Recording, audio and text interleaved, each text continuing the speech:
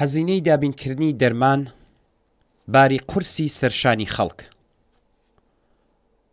واعظ مەهدەوی بەڕێوەبەری گشتی پێشووی ڕێکخراوی بیمەی خزمەتگوزاری دەرمان لە وتوێژ لەگەڵ ڕۆژنامەی ئێعتیادی چاپی تاران باسی لا چوونە سەرەوەی نرخی دەرمان و بەرزبوونەوەی قیمەتی خزمەتگوزاری تەندروستی کرد و وتی کە قیمەتی ئەو دەستەیە لە ماددەی سەرەتایی دەرمان کە بە دراوی ئازاد دەکڕدرێ 2 تا 3 بەرابەر دەچێتە سەرێ.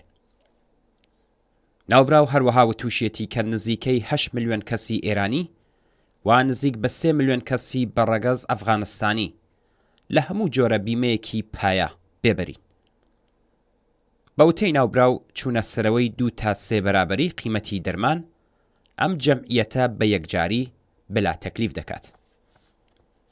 هاوکات وەزیری تەندروستی کابینەی ڕئیسیش دانی بەوە داناکە خزمەتگوزاری بیمە گشتگیر نییە و ناتوانین هەموو نەخۆشیەکان پوشش بدەین.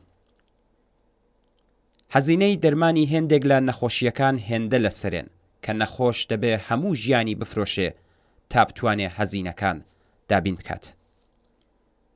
لە کۆمەڵێکدا کە لە ڕوانگەی دەسەڵاتدارانیەوە گیانی مرۆڤەکان بێبایەخە و پێگەی ناوەندەکانی پەرەپێدانی جەهل و خورافە و هێزە سەرکوتگەرەکان سەرتر لە هەر ناوەند و ئۆرگانێکی خزمەتگوزاری گشتیە، لەوە شەرم ئاوەرتر و قێزەوەنتر چییە کە ناوەندێکی خزمەتگوزاری کە دابینکردنی سڵامەت و تەندروستی خەڵکی و ئەستۆیە دان بەوەدانێکان نەخۆش دەبێ هەموو ژیانی بفرۆشێت تا بتوانێ هەزینەکان دابین بکات.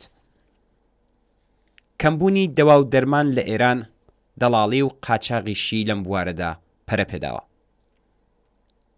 ڕاهبەر مژدەهی ئازەر ئەندامی هەیئەتی بەڕێوەبەری ئەنجومەنی دەرمان سازانی ئێران لە ئاسکڕینی دەرمان لە بازاڕی ناسر خوسرەوی تاران هشداری بە خەڵکدا وتی معاملەچیەکانی ناسر خوسرە و بێشەرمیان گەیاندۆتە ئاستێک کە کاتی بەسەرچوونی دەرمانەکان بە ئاشکرا دەگۆڕن و ئەگەریش بەرەو ڕووی ناڕزایەتی نەخۆشەکان بوونەوە بەوە پاساوی دەکەن کە کاتی بەسەرچوونی دەرمانەکان تا ساڵێکی دیکە درێژکراوەتەوە.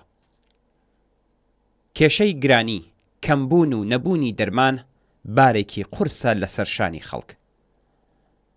دەرمانی ناکاریگەر یان ئەو دەرمانانەی کە کاتیان بەسەر چووە کێشەیەکی دیکەی نەخۆشەکان لە ئێرانە. حکوومەتی ئیسلامی قەیرانی لە بواری دەوا و دەرمان بە گەماڕۆکانی ئامریکاوە گرێداوە تا بێ لیاقەتی و بێتوانایی خۆی لە دابینکردنی دەرمانی کاریگەر و سالم بۆ نەخۆشان و ناوەندە دەرمانی و تەندروستیەکانی ئێران داپۆشێت. بەڵام لە ڕاستیدا مافیای تەجارەتی دەرمان لە دەست خودی حکوومەت و ناوەندە نظامی و شرکەتەکانی سەربەواندایە و ئەوەی کە بۆ ئەوان ئەولەویەتە قازانجی ملیاردی تجارەتی دەرمانە. ئەو نەخۆشانەی کە بیمەی کامڵی تەئمینی ئیجتماعیان نییە و یان ئەو نەخۆشە تایبەتانەی کە ناچارن بەردەوام دەرمانی تایبەت بەکاربێنن بەر لە هەموو شتێک لە گرانی و کەمبوونی دەرمان ڕەنج دەبن. لە ناو توێژە کەم داهاتەکانی کۆمەڵدا چوونە سەرەوەی بەدخۆراکی، بڵاوبوونەوەی نەخۆشیە جۆراوجۆرەکان و مەرگی پێشوەخت ڕۆژ بە ڕۆژ زیاتر دەبێت. چوونە سەرەوەی قیمەتی دەرمان خێرایی ئەم پرۆسەیە زیاتر و زیاتر دەکات. لە ئێستادا بە پێی بەراوردەکانی ڕێکخراوی تەندروستی جیهانی لە ئێران 60 تا 70% هەزینەکانی دەرمان لەلایەن خودی خەڵکەوە دەدرێت.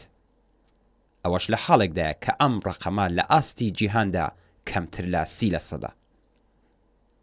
لە زۆر شوێنی جیهان دابینکردنی دەرمانی سالم، هەرزان و هێندێک جار بە خۆڕایی لانی کەم بۆ منداڵان کەم ئەندامان، نەخۆشە تایبەتەکان و خانەنشین کراوان ئەرکی سەرەتایی حکوومەتەکانە.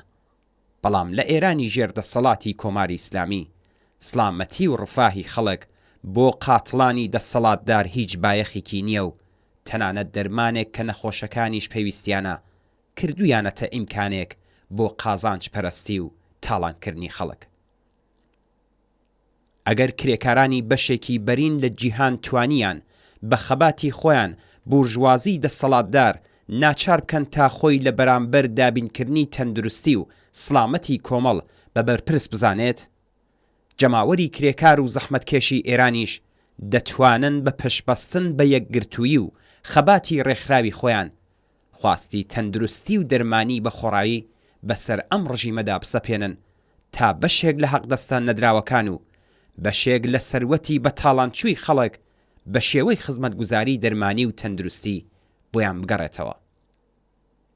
هیچ کەس نابێت بە خاتری نەبوونی دەرمان و خزمەتگوزاری پزیشکی ژان و ئازار بچێژێت.